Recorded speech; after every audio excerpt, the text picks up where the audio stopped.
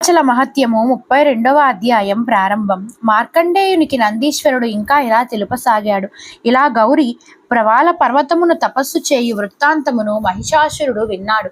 దేవేంద్రుని ఐశ్వర్యమును హరించి సర్వలోకములను జయించి సిద్ధ విద్యాధర మొదలగు దేవగణములను జయించాడు. పార్వతీదేవి సౌందర్యమును తపస్సు గురించి విన్న మహిషుడు ఆమెను పొందగోరి ఒక దూతిక ద్వారా ఆమెను ప్రలోభ పెట్టదలిచాడు. మహిషుడు పంపిన దూతిక పార్వతీదేవి చేరి ఆమెతో ఇలా అనుచితమైన మాటలను పలికింది. ఓ సుందరి, అతి సుందరమైన అంతఃపురంలో నివసించవలసిన నీవు, సుకుమారివైన నీవు ఈ వనములో ఎందుకు ఉంటున్నావు? యవ్వనములో ఉన్న నీకు భోగముల పట్ల విముఖత ఎందుకు? దేవతలకు కూడా ఆచరింపరాని కఠోర తపము ఎందుకు? నీవు ఒక్కసారి చూస్తే ఈ తపస్సును ఒక్క క్షణంలో వదిలివేస్తావు. నీకు సరైన వరుడు దేవతలలో కూడా లేడు, కానీ త్రిలోకనాథుడు దానవేశ్వరుడు అయిన మహిషుడు ఉన్నాడు. ఇంతెందుకు, నీ గురించి విన్న క్షణము నుండి అతడు విరహబాధితుడై నిన్ను తీసుకురమ్మని నన్ను పంపాడు. ఇంత కర్ణ కఠోరముగా అపసవ్యముగా మాట్లాడుచున్న ఆ దూతను విజయ విసిరికొట్టింది. దైత్యుణ్ణి ఆ దూత బహురోషముతో దానికి ప్రతికర చేస్తానని ప్రతిజ్ఞ చేసి మహిషుని వద్దకు వెళ్ళి జరిగినదంతా చెప్పింది. ఈ కోలాహలము విన్న పార్వతి తన నియమములకు విఘ్నము కలుగునేమోనని ఆ దైత్యులందరినీ సంహరింపమని దుర్గను ఆజ్ఞాపించింది. తక్షణమే దుర్గ భూమికి వచ్చి కాళిక వలె మహాభీకరాకారములతో సర్వాయుధములు ధరించి సింహమెక్కి అరుణగిరి పాద అరణ్యములలో విహరిస్తూ ఎంతో మంది దండిలను చంపింది. చతుర్ముఖులైన కొందరు 6 ముఖములు కలిగిన దండములను శక్తులను ధరించి కొందరు గరుడ పక్షులు శంకుచక్రములను ధరించి ఆకాశంలో సూర్యచంద్రుని వలె తోచారు. ఆ యోగిని చక్రములకు మహిష సైన్యములు దారుణమైన యుద్ధం జరగసాగింది. దైత్యసేన అంతా నశించి సేనాపతులు మిగిలారు. అప్పుడు స్వయంగా బ్రహ్మీశక్తి ఉద్భవించి యుద్ధము చేసింది. మిగిలిన సేనానులు చండ, ప్రచండ, అమర, మహామౌలి, మహానువు, ఉగ్ర, విఠలాక్ష, జ్యాల్యాహ దహనులు రోషములైన ఉగ్రులై మహిషుని వెంట బయలుదేరారు. ఓ దేవి, నీవు వింధ్యవాసివైన ఉన్నాయి అక్కడ కిరాత స్త్రీలను కూడా నీ అనుగ్రహము ప్రసాదించగలవు అని పార్వతీదేవి దుర్గను, నీవు మించినది ఏదీ లేదు, నీవే మమ్మల్ని రక్షించడానికి సమర్థురాలవు అని మాతృకలు దుర్గను వేడుకున్నాయి. ఆ దుర్గాదేవి మహోగ్రహమును విజృంభించి మండలాగ్రముతో ప్రచండుణ్ణి, కిండివాసములతో చామరుణ్ణి, క్షురికతో మహామౌలిని, కర్పూరముతో జ్వాలాముఖిని, ముసలములతో దహముని అంతమందించి మహారోషముతో చక్రమును పట్టుకొని మహిషాసురుని ఎదుట కడుభేకరమైన యుద్ధము చేసి మహిషాసురుణ్ణి పొడవసాగింది. ఒక్క క్షణం అతడు ఆకాశంలోకి ఎగిరి మరొక క్షణం భూమిపైకి ఉరికాడు. ఒక క్షణం అన్ని దిక్కులయందు తిరిగి ఒక క్షణం మాయమయ్యసాగాడు. వాడి చేష్టలకు దుర్గాదేవి కించిత్తు చిరునవ్వు నవ్వి అమోఘమైన త్రిశూలముతో వానిని తీవ్రముగా బలముగా పొడిచింది.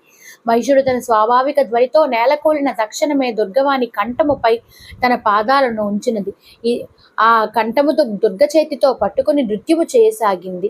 ఇలా దుర్గచేత మహిషుడు హతము కాగా లోకకంటకుడుగా గతించాడని దేవతలు, మహర్షులు పరమానందంతో నృత్యము చేశారు.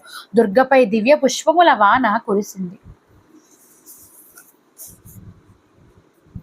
అచల మహత్యము 32వ అధ్యాయం ప్రారంభం. మార్కండేయునికి నందీశ్వరుడు ఇంకా ఇలా తెలుపసాగాడు. ఇలా గౌరి ప్రవాళ పర్వతమును తపస్సు చేయు వృత్తాంతమును మహిషాసురుడు విన్నాడు. దేవేంద్రుని ఐశ్వర్యమును హరించి సర్వలోకములను జయించి సిద్ధ విద్యాధర మొదలగు దేవగణములను జయించాడు. పార్వతీదేవి సౌందర్యమును తపస్సు గురించి విన్న మహిషుడు ఆమెను పొందగోరి ఒక దూతిక ద్వారా ఆమెను ప్రలోభ పెట్టదలిచాడు. మహిషుడు పంపిన దూతిక పార్వతీదేవి చేరి ఆమెతో ఇలా అనుచితమైన మాటలను పలికింది.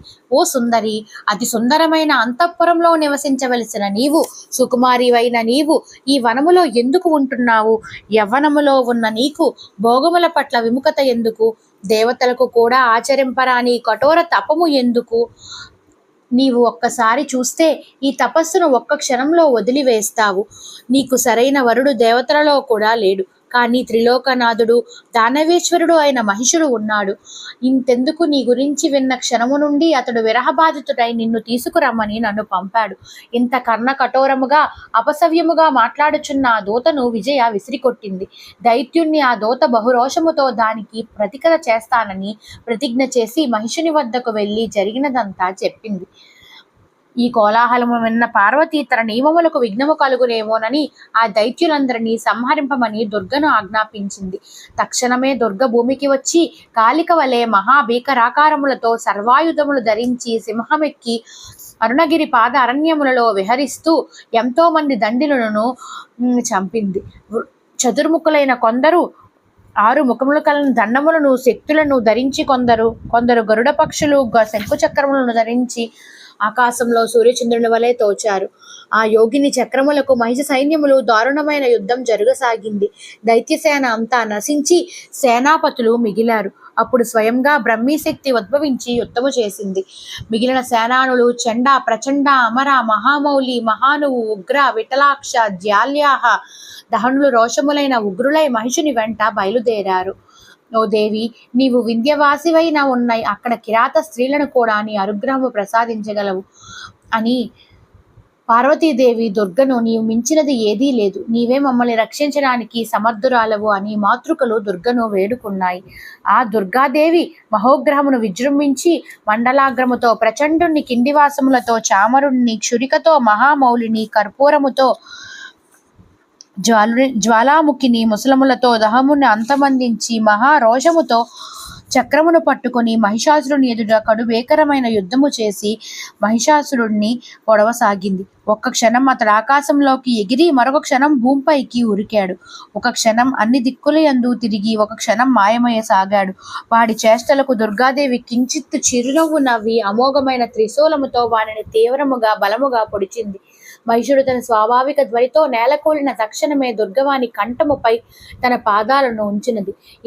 ఆ కంఠముతో దుర్గ చేతితో పట్టుకుని నృత్యము చేయసాగింది. ఇలా దుర్గచేత మహిషుడు హతము కాగా లోకకంటకుడుగా గతించాడని దేవతలు, మహర్షులు పరమానందంతో నృత్యము చేశారు. దుర్గపై దివ్య పుష్పముల వాన కురిసింది.